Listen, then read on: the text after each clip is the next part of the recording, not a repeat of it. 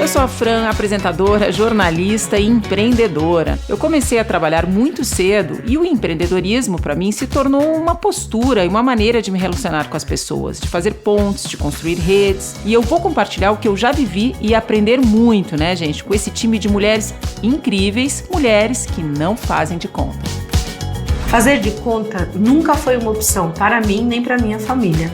Eu nasci no Nordeste, em uma zona de extrema pobreza. Mudei para São Paulo em busca de maiores oportunidades. Comecei a trabalhar muito cedo, desenvolvi uma carreira no mundo corporativo e no empreendedorismo. No meu trabalho no Sebrae, eu tenho a oportunidade de conviver com muitas empreendedoras e ver os seus negócios crescerem, ajudar com ferramentas para que as mulheres se desenvolvam, para que elas brilhem. Isso tudo me deixa muito feliz. Olha, eu gosto de gente e gosto muito de animais, de pets. No meu tempo livre, eu também curto ficar atrás das lentes. Eu também sou fotógrafa e registrar as cenas cotidianas, as pessoas e seus movimentos é algo que me deixa muito satisfeita.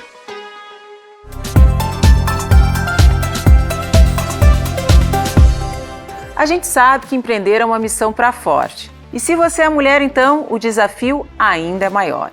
Seja para abrir ou para ampliar um negócio, precisamos de crédito, de investimentos, de din-din, né? E muitas vezes não conseguimos as mesmas negociações do que os homens. Apesar, de sermos melhores pagadoras, recebemos créditos menores e pagamos taxas de juros mais altas. Então, gente, não dá para fazer de conta que grana não é mais um ponto a ser trabalhado e equilibrado, entre homens e mulheres. Mas olha só, existem maneiras de vencer os obstáculos e também existem iniciativas criadas para facilitar o crédito às mulheres empreendedoras. No programa de hoje, veremos algumas dessas iniciativas tão importantes. A nossa entrevistada de hoje é especialista em crédito para mulheres, a Jandaracy Araújo.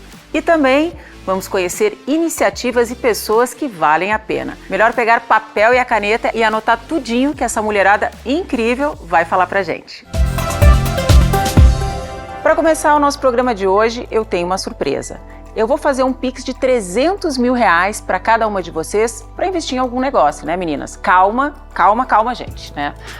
Isso é só um faz de conta, viu? Bom, apesar de aqui a gente não fazer de conta para um monte de coisa, eu infelizmente não tenho essa grana toda para investir de vocês. Eu adoraria, mas eu não tenho, viu, Ana? Agora me diga, o que você faria se tivesse R$300 mil de verdade para investir em algum negócio? Que coisa mais maravilhosa, eu adoraria ter esses R$300 mil na conta. Pensando aqui se eu guardaria alguma parte ou já sairia investindo. Eu investiria, na minha condição como empreendedora hoje, eu investiria esse negócio em outras empreendedoras, mas com bastante cuidado, né? Porque investir sempre tem a ver com risco, empreender tem a ver com risco. Eu escolheria 10 negócios liderados por mulheres, faria uma boa escolha, né? Negócios que fossem ligados a problemas reais que a gente tem hoje na sociedade, investiria nesses negócios liderados por mulheres e ajudaria essas mulheres que eu investiria a usarem o dinheiro que eu investi no negócio delas da melhor forma. Porque, assim, às vezes o dinheiro na nossa mão nem sempre... Dá uma atrapalhada, né? O dinheiro é sempre importante pra gente fazer o desenvolvimento. Só que a gente tem que usar... Só que a gente tem que usar com organização. Eu vou dar meu exemplo, que eu acho que é muito importante. Eu empreendo há 15 anos. Quando eu saí do mundo corporativo, eu recebi uma grana e eu fiz uma planilhinha bonitinha de Excel para investir, para guardar esse dinheiro. E eu calculei que esse dinheiro na época duraria 4 anos. Esse dinheiro durou 1 ano. Jesus do céu. Não é porque eu sou gastona, não, é porque faltou duas plano filhas... de negócios? Não. Não, assim... Misturou a pessoa jurídica com a pessoa física? Também não. O ponto é que, assim, eu não calculei o tempo da reserva financeira. Quando você começa um negócio no Brasil, ele leva de 3 a 5 anos para dar certo, para chegar num ponto de equilíbrio. Como é que você vive de 3 a 5 anos? Você não vai depender daquele negócio para viver. Entendi. Então você tem que ter alguma outra coisa, alguma outra renda ou uma reserva financeira para viver. A maioria dos empreendedores não conseguem fazer essa reserva financeira, mas ela é bem importante. Tudo. Mas ela é bem importante porque naquele momento que as coisas dão tudo errado, e vai dar errado, faz parte do processo. Em algum momento pra gente aprender. Agora, tô vendo que você tá quietinha. O que você ia fazer com esses 300 mil reais? Eu acho que eu iria guardar eu sou uma pessoa assim, apesar de eu gostar de empreender, né? Eu sou uma pessoa, a gente estava falando aqui sobre economia circular, eu estava contando para a Aninha que eu participo de um grupo de WhatsApp de vendas de roupas de segunda mão, que tá um sucesso, que eu adoraria ter uma pequena loja física e tal. Eu sou uma pessoa mais segura, né? Eu não sou aquela empreendedora nata, daquela tipo assim, risco. Eu acho que eu pegaria esses 300 mil reais e guardaria uma pequena parte, uma segurança. Você tá quietinha também, você faz parte desse time? Eu faço parte desse time um pouco. Eu guardaria ali acho que 20% desse valor eu guardaria para investir mais para frente, né? Aplicaria esse dinheiro. E o restante eu aplicaria em negócios que também tivessem um viés voltado aí para questões aí relacionadas a problemas sociais. A gente tem uma série deles que estão afetando aí toda a cadeia produtiva dos negócios, né? Uso de mão de obra indevida, negócios que não olham para a sustentabilidade do país. Mas eu acho que uma coisa que é importante nesse ponto que a Ana comentou agora é que é muito comum a gente observar as pessoas misturarem as finanças pessoais. Isso é muito comum, a gente já falou muitas vezes sobre isso, né? Então eu acho que esse é um risco muito grande, né? Quando a gente fala de separar ou não, primeiro ponto, não misturar as finanças pessoais com as finanças dos negócios. Porque olhar na continha agora, abrir a conta agora, imagina, 300 mil reais. Exatamente. Então, para poucos, né? Porque a maioria das pessoas não tem esse recurso para fazer, né? Com dinheiro na conta, fica mais fácil começar um negócio. Mas nem todo mundo, né, gente, tem capital, grana para investir, né? Pelo contrário, não dá para fazer de conta que o cenário é outro. A maioria das mulheres abre os seus negócios por necessidade, para pagar as contas do mês. Além disso, um estudo importante da cidade de São Paulo, em 2021, mostra que 78% das mulheres abrem os seus negócios com recursos próprios, pois têm dificuldade de conseguir crédito em instituições financeiras. Bora conhecer a história da Aline Lobo, que sempre quis ser empreendedora e, para realizar o seu sonho, investiu muita energia e todas as suas economias. Será que deu certo? Vamos conferir. Aline, vai estudar para um concurso. Mãe, eu não quero. Eu quero ser uma empreendedora. Me chamo Aline Lobo, sou empresária, tenho 36 anos. Eu sou natural do Amapá. Eu queria ter o meu negócio, eu não sabia o quê, que eu ia descobrir. E eu sou muito orgulhosa, muito grata a Deus por tudo que ela é. Comecei a trabalhar muito cedo, com 16 anos eu já estava trabalhando. E a minha vida ela sempre foi muito tumultuada, muito corrida. Ficava até muito tarde trabalhando, me alimentava muito mal. Começou a me dar umas dores que eu não conseguia dormir. Foi que eu procurei um médico. E aí ele falou, Aline, olha, é o seguinte, você vai ter que mudar a sua alimentação, vai ter que mudar esse estilo de vida. Eu falei, e agora, né? E eu percebi que aqui em Macapá não tinha muitas opções. Aí foi que eu peguei, eu disse, bom, agora eu vou começar a fazer minhas marmitas, comecei a cozinhar. E aí foi que eu descobri que a alimentação saudável era uma oportunidade. Aí foi que eu comecei o restaurante, na cara e na coragem.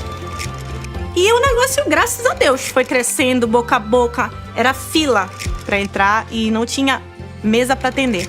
Nós estávamos crescendo e na nossa cabeça, nós temos que ir para um lugar maior. Só que a gente não pesquisou, entendeu? Será que lá realmente vai ser um lugar próspero pra gente? O restaurante faliu. Eu sabia que eu não podia desistir. Então a gente vendeu tudo para começar do zero. Nesse novo ponto, a gente já buscou ajuda. E aí foi que o Sebrae entrou nas nossas vidas, né? Consultoria financeira, consultoria de marketing, consultoria de atendimento. Tudo que a gente pede, que está ao alcance, eles ajudam a gente.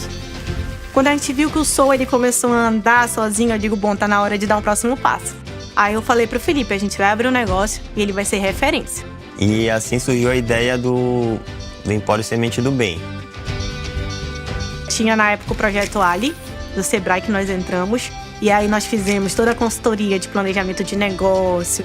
Como nós iniciarmos, como a gente investir, se a gente estava no caminho certo. E também fazer uma projeção do que a gente queria para o futuro. Hoje o Empório Semente do Bem, ele tem 2 lojas com um mix de mais de 3.000 produtos, sendo 4 de fabricação própria. A farofa e a granola eu já fazia antes de abrir a loja. E isso ajudou muito a gente. E hoje, na nossa loja matriz, nós agregamos o serviço de atendimento nutricional. O nosso próximo passo é uma loja em Santarém, no Pará. Foi onde nós enxergamos uma oportunidade de negócios. E hoje eu sonho junto com ela aqui dentro do Empório Semente do Bem. Quero que tenha um Semente do Bem em cada lugar do Brasil. É impressionante, né? Como a maioria dos negócios nasce por uma necessidade. Esse impulso é tipo um empurrão. No caso da Aline, não foi diferente. A necessidade de melhorar a alimentação, cuidar da saúde, né? E vocês, meninas? Paixão também, né? Por um determinado produto. No caso dela, foi necessidade. As pessoas gostam também muito de empreender por paixão. Eu não acho ruim você empreender por paixão, por gostar de alguma coisa, por aquilo ser legal para você. Eu acho que o ponto importante é você entender se a sua paixão vira um negócio. Porque às vezes ela é sua paixão e tá tudo bem. E tá tudo bem, é uma paixão. A minha já virou um negócio. Então o importante é você entender como fazer essa paixão virar um negócio. Porque não necessariamente, num primeiro momento, ela vira um negócio. Quando eu vejo lá a quantidade enorme de empreendedoras, fala, puxa, eu adoro fazer, sei lá, coisas artesanais à mão. Mas eu não tenho gente que compra essas coisas artesanais à mão. Então, o que você pode fazer para ver se as pessoas vão comprar aquele seu produto ou serviço? Porque não adianta você ser apaixonada, você ficar lá fazendo um monte de coisa. Começa pequeno, testa mesmo, né? Antes do plano de negócio testa. Vou fazer vou levar para o meu trabalho. O melhor dos mundos é um negócio que esteja relacionado à sua paixão, que seja uma necessidade e tenha gente que queira comprar. Esse é o melhor dos mundos. Testar, né? Eu acrescentaria alguns pontos ali, né? Aquilo que você gosta de fazer, né? Que você se enxerga fazendo daqui a 5, 10, 15 anos, né? Então que você realmente se sinta confortável em fazer, então que tenha um propósito para você. Eu acho que a etapa de pesquisa de mercado, você perguntar para as pessoas o que elas acham daquilo, né? Muitas pessoas têm uma ideia de negócios, né? E costumam chegar pra gente no Sebrae e falar, eu tenho uma ideia de negócio, mas eu não quero te contar. Porque você vai roubar a minha ideia.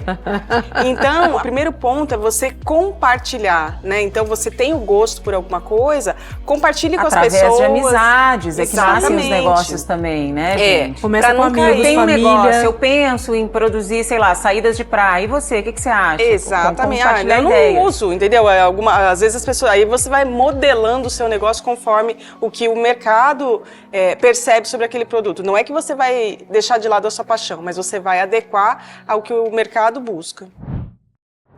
Será que a Aline estudou marketing digital para ampliar o seu negócio? Não dá para fazer de conta que o mundo digital não existe, não é mesmo?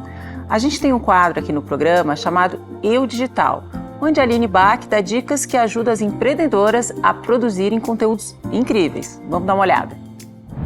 Que prazer ter você aqui, nesse quadro que foi feito com muito carinho para você. Eu Digital vai trazer tudo sobre marketing digital.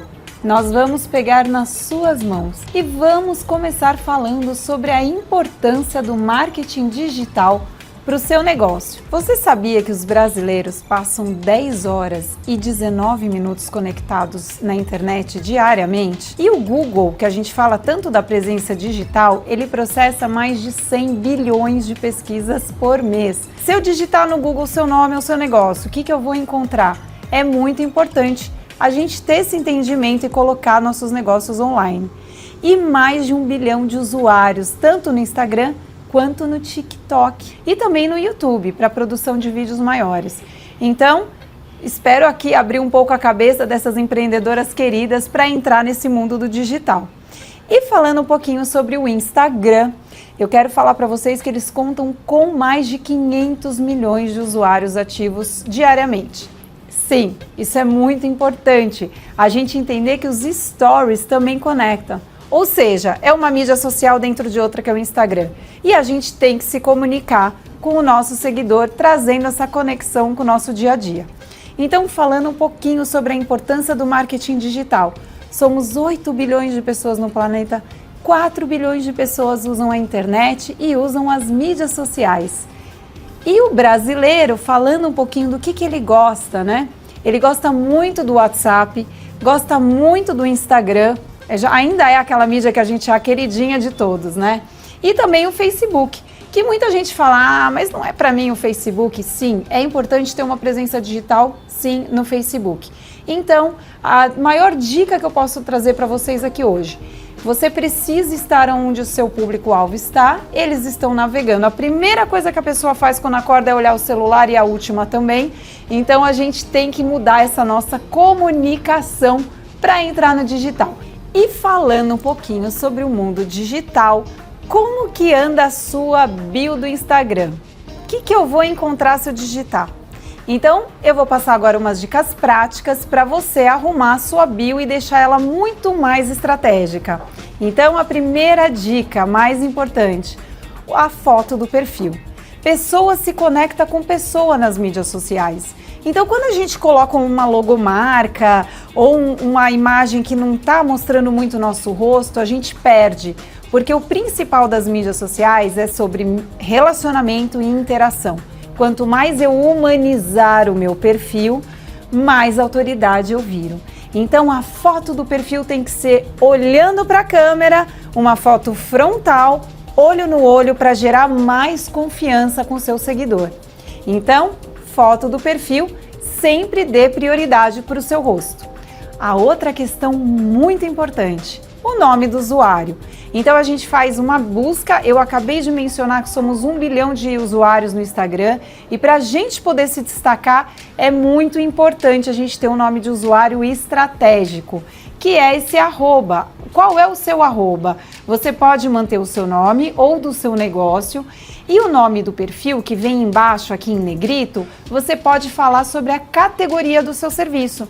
Então vamos supor que você é uma médica, uma dentista, você pode colocar aqui. Porque na hora que o seu seguidor for buscar isso no Instagram, ele vai falar sobre o seu perfil, ele vai indicar o seu perfil. Também é importante a gente ter um propósito digital. Você sabe o que é propósito digital? É o seu posicionamento. Qual que é o seu posicionamento digital? Você faz o quê, para quem e como? E isso tem que estar na sua biografia.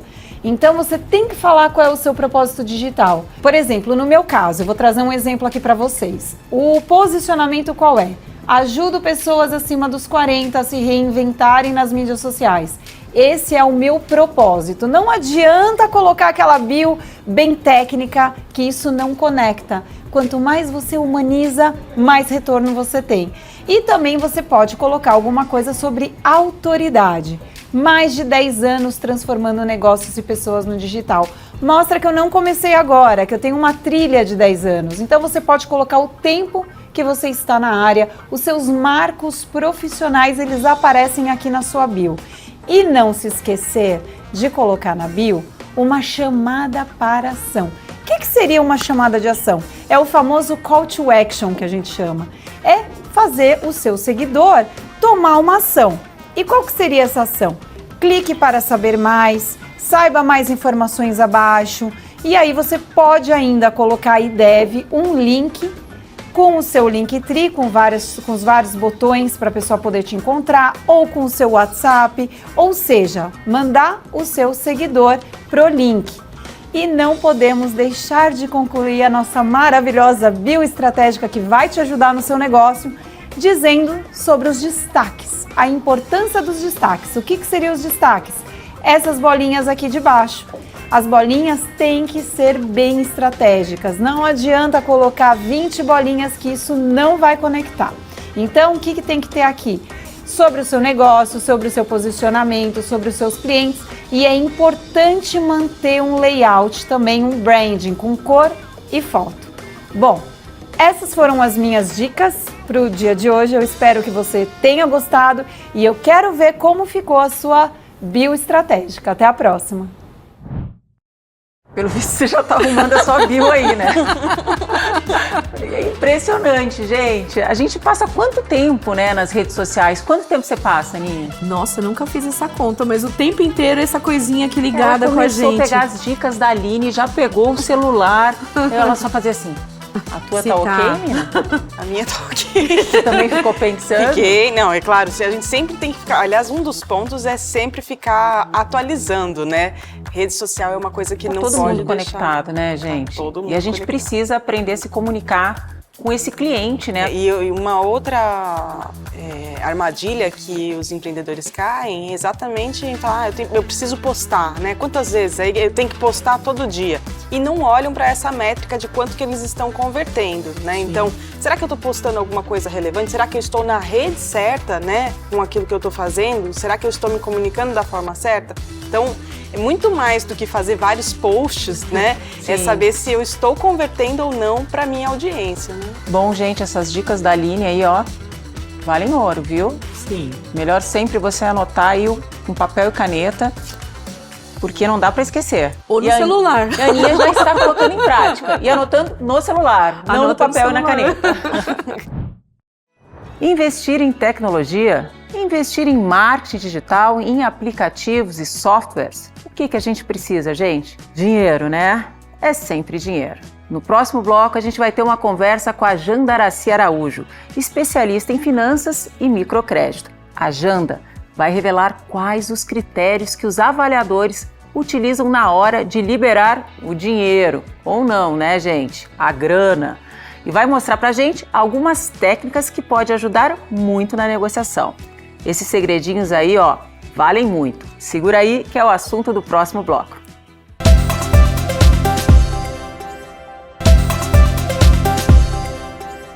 Estamos de volta e com uma convidada especial, a Jandaracy Araújo, empreendedora, especialista em finanças e em crédito para pequenos empreendedores.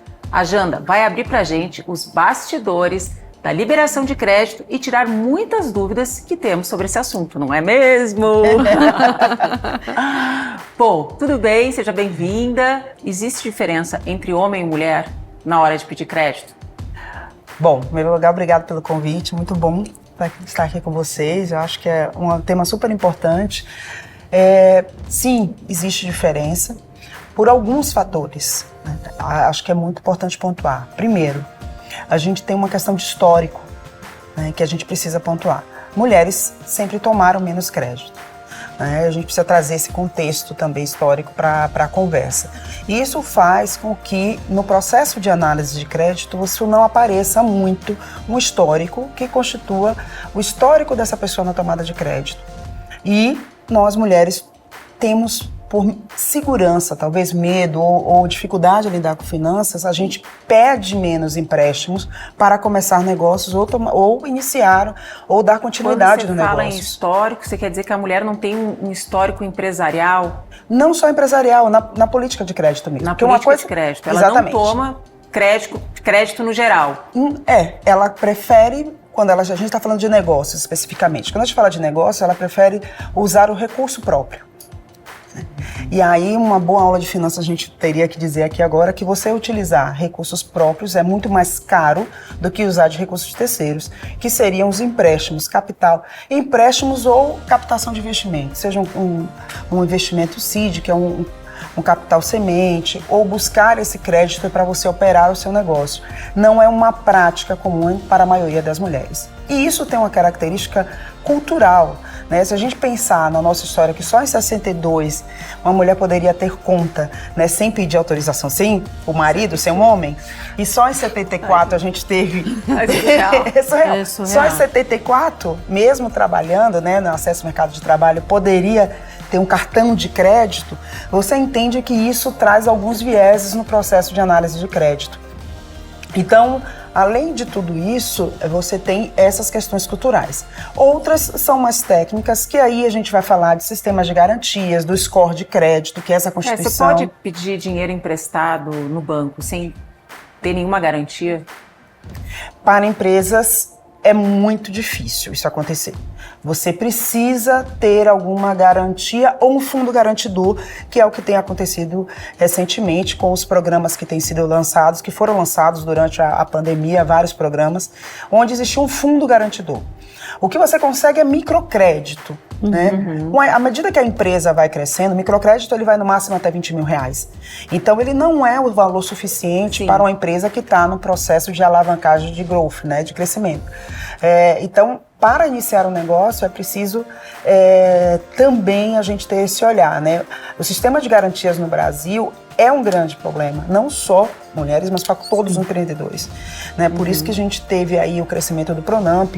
Recentemente relançaram agora o novo programa de crédito com 80% de novo de garantia, né? O governo garantindo 80% dessa operação, mas esse sempre foi um grande problema, essa exigência de garantias reais para a tomada de crédito no mercado financeiro. Isso é um cenário muito nosso no Brasil e as mulheres, pela toda essa questão de histórico, são as mais prejudicadas. Bom, aí vem as questões processo. básicas. Precisa ter nome limpo? Sim, precisa. Pessoa física limpa. Pessoa física com nome limpo. Porque você pode ser seu avalizador, próprio avalizador na tomada de crédito, mas você precisa estar com o nome limpo. Eu vejo muito na perspectiva do processo de educação financeira pessoal, que são duas coisas distintas, tá? E ensinar a mulher a fazer uma gestão financeira correta, inteligência financeira para gerir o negócio. Mas é que historicamente, né, as mulheres sempre delegaram essa parte para os homens, né? Exatamente. Gestão de patrimônio e tal. Os vieses, né? São os vieses. Por isso que é uma questão muito cultural. Eu acho que o maior desafio, eu acho que a Ana tem tido essa missão. Você tá falando, a Aninha só faz assim. A Aninha também. Porque é uma questão de como nós, como sociedade, fomos construídos.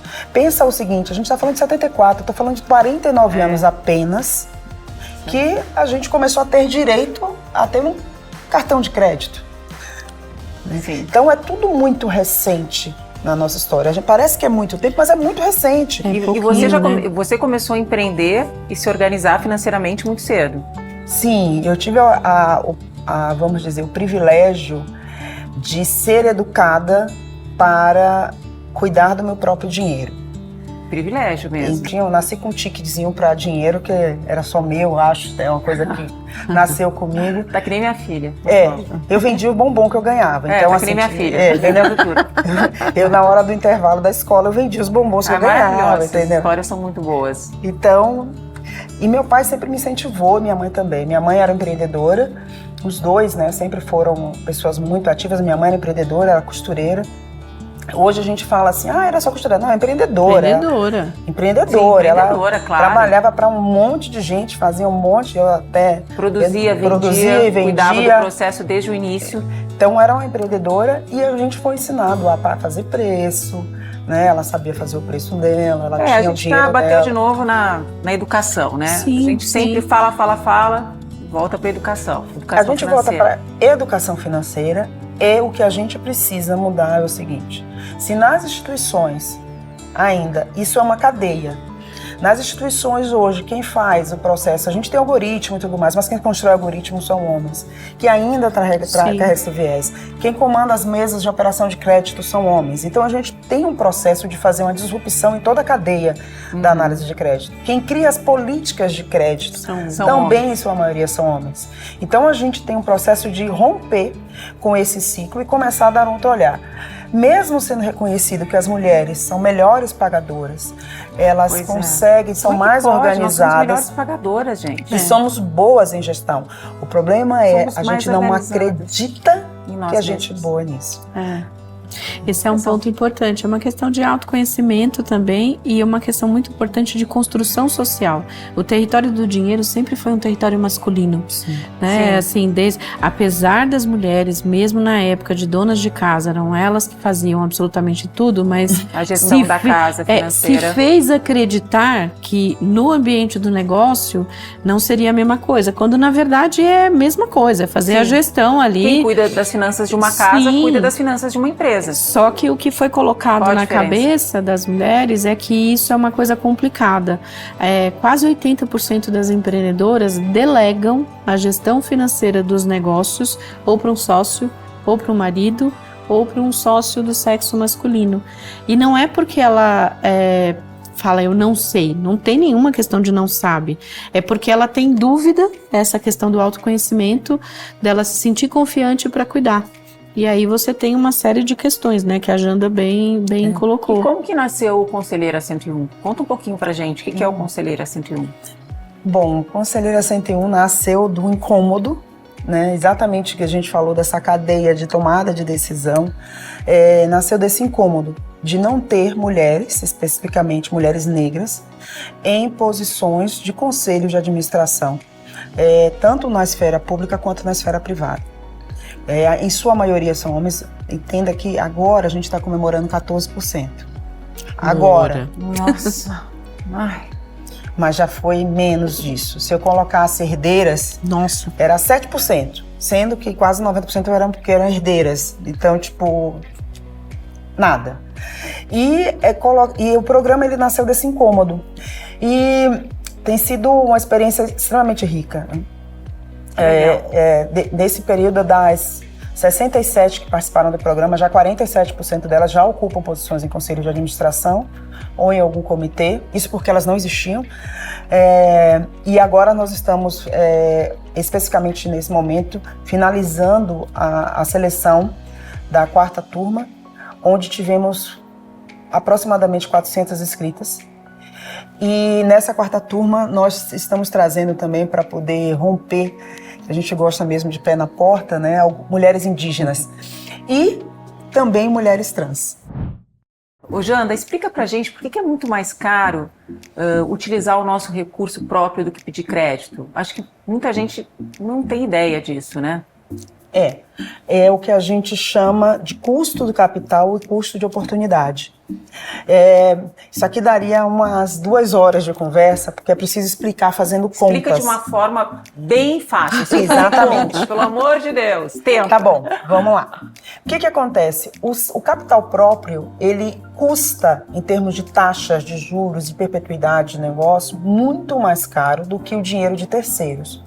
Porque tem uma conta que a gente faz na análise financeira de risco. E é o que nós usamos, é um conceito em inglês que se chama WACC. Quanto custa o capital dela própria e quanto custa ela buscar esse capital de terceiros. Ah, mas tem juros. O risco já está embutido. Sim, você precisa fazer essa mesma conta para o seu capital.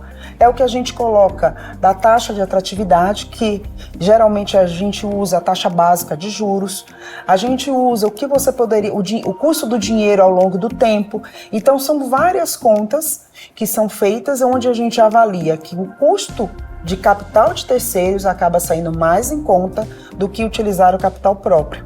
E isso é comparativo. As decisões, elas podem ser tomadas o seguinte: ok, eu vou pegar um percentual do meu todo de investimento, dos R$100, do 100, né? Vamos fazer a conta do 100. Do 100 eu posso colocar um percentual que eu vou utilizar de capital próprio, né? Para diminuir a dependência, ou um outro termo financeiro que a gente usa, que é a alavancagem do negócio. E o restante eu vou usar capital de terceiros.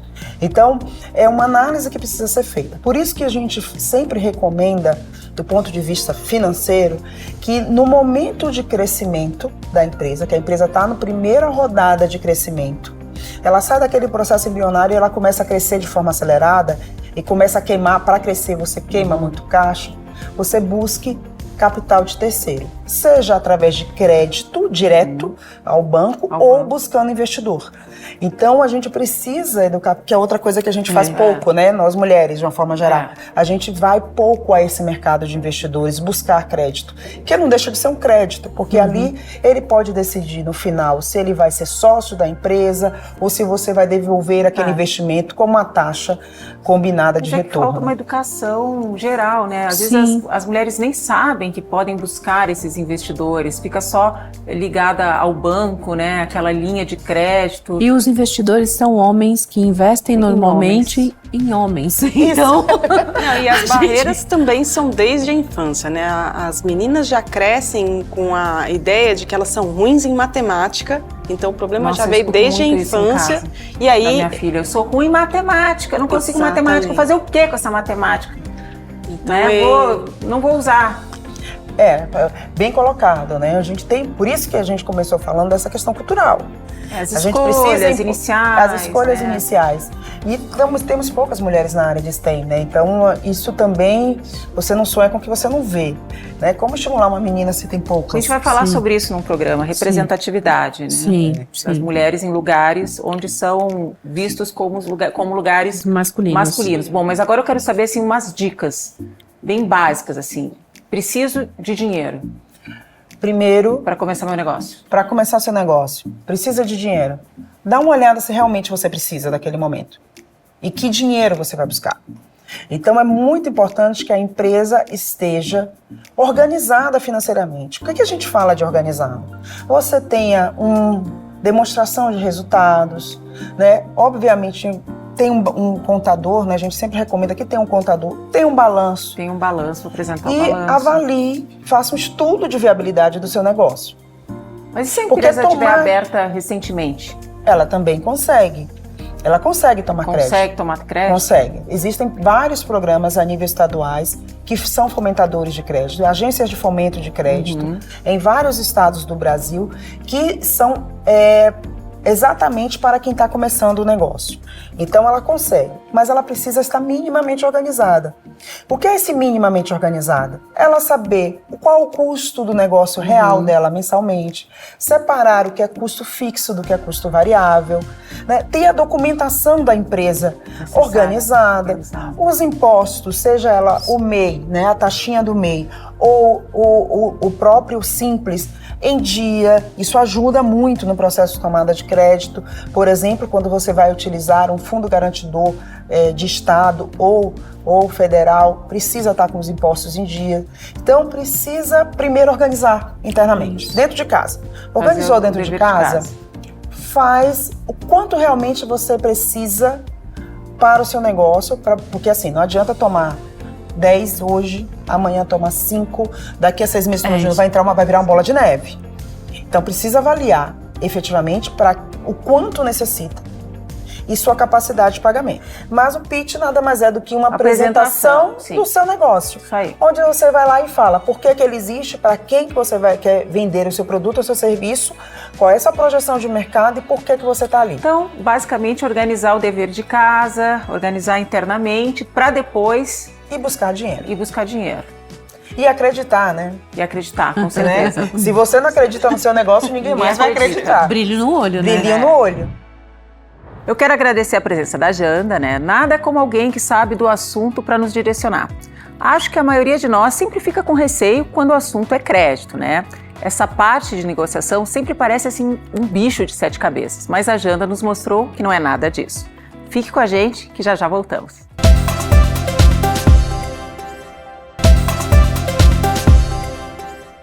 A gente sabe que na hora de conseguir o crédito, as mulheres enfrentam mais barreiras e, pasmem, pagam mais juros. A gente foi às ruas saber como elas fazem para conseguir o crédito. Olha só o vídeo que a gente preparou para mostrar para vocês. E atuo no meu consultório hoje em dia. Eu consegui alguns créditos com muito suor, né? Tem que fazer várias provas, assim, e é um pouquinho difícil, mas já consegui. Já busquei e não consegui. Não, esse não, de crédito não. Eu lembro que, porque eu tava, tinha acabado de me formar e eu precisava até para me locomover, então no caso eu fui procurar um pouco de crédito para a parte de veículo e a instituição não dá. Hoje, para eu pedir um crédito, eu acredito pelo tempo de empresa que eu tenho, né? Eu acho que eu já consigo com mais facilidade, né? Tanto é que eles me oferecem esse crédito, mas isso foi porque a empresa já está mais consolidada no mercado. Eu ia falar que o país está em crise, que está difícil e eu preciso investir no meu trabalho para eu ter um retorno, para conseguir tanto pagar eles quanto crescer na minha profissão. Eu já sou uma pessoa que já tem muito tempo, né, na profissão, então já tenho, querendo ou não, uma vida estável, né, na parte tanto profissional como na parte financeira, então acho que seria mais fácil. E aí, meninas? Difícil, né?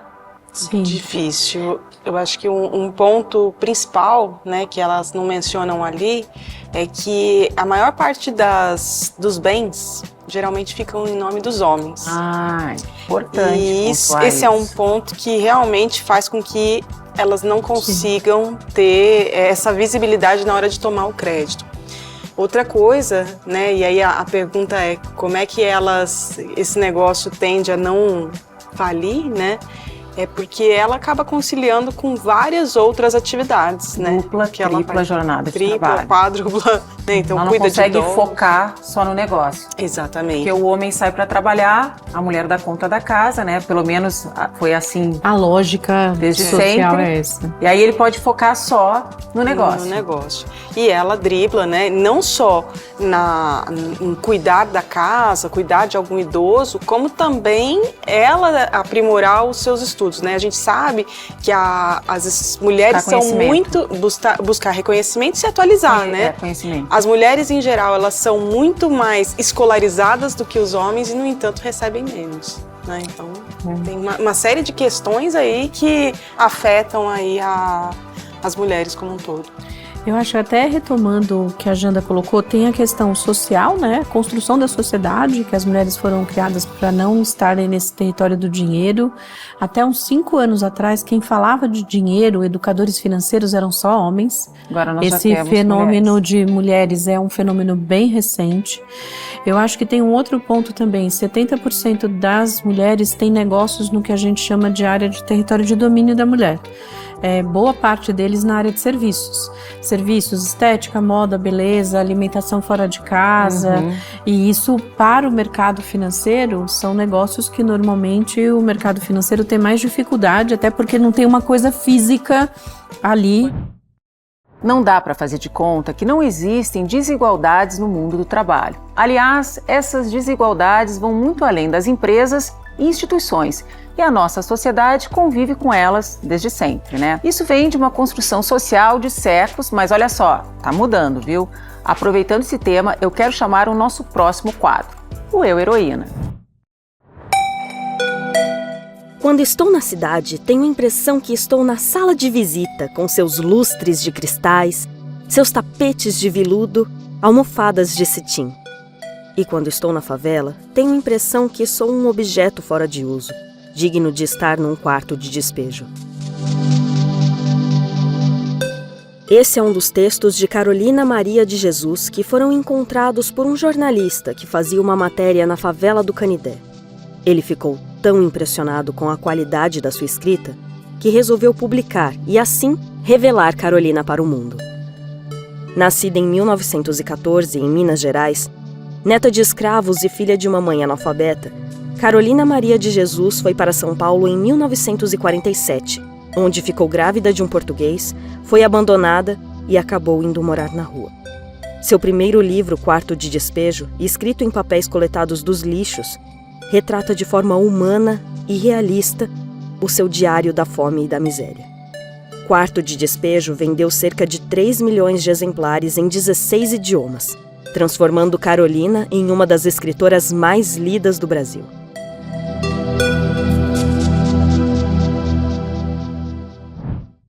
História, hein, meninas? Nossa. Você sabia que a filha da Carolina conta que o sonho da mãe era ver os textos dela publicados? Dá até uma tristeza, né? Você pensar que ela escreveu, fez tudo isso e ela não pôde ver, né? Uma obra póstuma. E aí, quem é a sua heroína? Eu gosto muito da própria Carolina de Jesus, eu já li os livros dela. Eu gosto da Anísia da Silveira, que foi a primeira médica, mulher negra, lagoana, né? Que é minha conterrânea. O PT dela aqui no nosso programa. Eu acho ela maravilhosa. E a irmã Dulce, né? Que é uma mulher assim que fez a diferença para tanta gente, né? Eu concordo com as escolhas aí. Eu adicionaria aí também a Maria da Penha, né? Que pra gente teve extremamente até hoje, relevante. Né? E tá aí, né, entre nós aí, cada vez mais lutando por essa causa aí. Bom, eu vou fugir um pouco desses nomes todos. Eu quero aproveitar e vou fazer uma homenagem para minha mãe. Para mim, minha heroína é minha mãe, né? Desde cedo perdi minha mãe com 10 anos de idade. E eu lembro que como são importantes essas referências, né? Essas lembranças que a gente tem na infância. Eu lembro da minha mãe na escola, vendendo sapato, vendendo roupa, sempre para ajudar o meu pai, né? Ela cuidando ali de nós, mas sempre tentando conseguir uma graninha extra. Eu acho que aquilo ficou muito marcado em mim. Então, para mim, eu acho que eu sou o que eu sou hoje, graças a ela. Bom, meninas, eu tô adorando o bate-papo e agora eu vou chamar a Renata, porque eu quero saber também o que ela tem para dizer sobre o assunto. Olá pessoal, sim, existem motivos pelos quais os negócios comandados pelas mulheres costumam enfrentar obstáculos adicionais. O primeiro deles é com relação ao tempo. As pesquisas do Sebrae mostram que as mulheres empreendedoras se dedicam 17% menos horas aos seus negócios do que os homens empreendedores. Eu costumo brincar que o que a gente está fazendo quando a gente não está se dedicando aos nossos negócios? Tomando caipirinha na rede é que não é. Por motivos culturais, as tarefas de cuidado, sejam cuidados com crianças, cuidados com idosos, cuidados com os trabalhos domésticos, acabam recaindo muito sobre a mulher. Então, o dia tem 24 horas para todo mundo. O que a gente faz com essas 24 horas é que faz a diferença. O primeiro ponto, então, a colocar é: vamos falar sobre divisão de tarefas? Se os adultos que moram com a gente na casa, será que a gente está dividindo isso direito? Vamos falar sobre universalização de creches? Então, é muito importante que as mulheres empreendedoras tenham tempo para se dedicar aos seus negócios. Então, o primeiro fator é esse. O segundo fator é o motivo pelo qual muitas vezes as mulheres acabam empreendendo. E aí a gente vai falar sobre empreendedorismo por necessidade versus empreendedorismo por oportunidade. Muitas vezes as mulheres acabam empreendendo por necessidade. Esse é um empreendedorismo um pouco mais precário, ou seja, a pessoa não tem nenhuma outra forma de ganhar dinheiro a não ser pelo empreendedorismo. Qual é a questão? Muitas vezes a pessoa não se planeja, não se organiza, não faz uma pesquisa ali de mercado, não procura o Sebrae, e aí muitas vezes acaba empreendendo de maneira mais precária. E um dos motivos que mais leva as mulheres a empreender por necessidade é quando elas viram mães. Muitas mulheres, quando viram mães, acabam sendo demitidas das suas empresas quando elas terminam a licença maternidade ou acabam pedindo as contas, porque muitas vezes a gente sabe que o ambiente corporativo não é lá muito amigável para quem tem criança para cuidar. Então as mulheres são empurradas para o empreendedorismo quando elas viram mães e de uma maneira muitas vezes precária. A boa notícia é que dá para transformar esse empreendedorismo para o empreendedorismo por oportunidade, que é aquele que a pessoa se planeja, se organiza, né, vê ali parceiras para entrar no negócio com ela. Em todas essas questões, a gente tem o Sebrae para ajudar as empreendedoras, com cursos, consultorias, palestras, informações, orientações. Tem sempre o fator sobrevivência, né? Sim. Sem falar da dupla, tripla jornada. Por isso que eu acho que essa afirmação de que as empresas que são lideradas por mulheres falem mais do que a dos homens, eu acho que é uma afirmação que não é 100% verdadeira, porque na verdade você não está comparando a mesma jornada e as mesmas coisas. As mulheres têm desafios diferentes dos homens no negócio. Não só a tripla, a dupla, a tripla, a jornada eterna que a gente tem em relação ao cuidado com família, filhos e tudo mais, mas também porque dentro do ambiente de negócio ela tem o desafio de crédito que a gente falou, ela tem o desafio para fazer a composição do negócio, ela tem o território do negócio onde ela atua. Então, acho que tudo isso fica difícil de você comparar. Você tem que comparar as mesmas coisas, com as mesmas condições. Exato. Se as condições não são as mesmas, já não pode ter comparação. Eu não posso dizer que as empresas de mulheres fecham mais cedo do que as empresas dos homens. Então, acho que é bem importante. Sim, e aí a gente sabe que aí, na verdade, a gente aumenta o risco do negócio. Uma mulher que tem que conciliar não só a jornada de trabalho dela, né, do negócio dela, por mais que ela goste daquilo, a gente falou de negócios que elas encontrem paixão, né, se identifiquem, ela realmente acaba driblando todo esse momento com outros afazeres ali. Então, eu concordo com essa posição da Ana de dizer que realmente as condições são diferentes, né, mas a gente vê isso na prática, né, que os negócios liderados por mulheres acabam não existindo mais num espaço de tempo até às vezes menor do que o dos homens, né, então muitas vezes afetados pelas condições. Sim. Os desafios são outros, as discussões são outras. Sim. O ambiente é outro. O desafio que ela tem no dia a dia, a gente tem falado muito sobre economia de cuidado, né? A mulher que acaba, infelizmente, cuidando dos filhos, da família, da casa, dos doentes, dos idosos. De tudo. E isso não é justo, né? A gente comparar as duas realidades. O homem, quando ele está à frente do negócio, ele está à frente do negócio. Ele está à frente do negócio e super focado. E super focado e com alguém fazendo tudo para ele. A mulher, ela tá à frente do negócio, fazendo tudo e não é uma comparação justa. Uma amiga minha que esses dias falou assim, né, tava ali falando do marido, ele não consegue fazer mais nada, ele só consegue focar no trabalho. é tudo comigo. São os filhos, o médico, a comida. Ele só foca numa coisa. Mas é por isso que a economia do cuidado, a gente precisa falar muito sobre isso, que 80% da economia do cuidado é feita por mulheres, que é esse cuidado com família, casa, idosos, doentes, tudo mais. E a gente tem uma imagem que a gente construiu sobre as mulheres de que a gente tem que dar conta de tudo. Isso é muito ruim. Por isso que você, quando a sua amiga fala que o marido só está cuidando do negócio em si, nós também deveríamos dividir as tarefas com os nossos companheiros ou companheiras, não importa, e a gente conseguir cada um dividir o trabalho e não necessariamente a mulher ter que cuidar de tudo e quando o homem está cuidando do negócio da carreira, ele está cuidando só do negócio da carreira, né? E aí a gente tem que reformular por que as mulheres acabam falindo mais cedo do que os homens. Sem dúvida.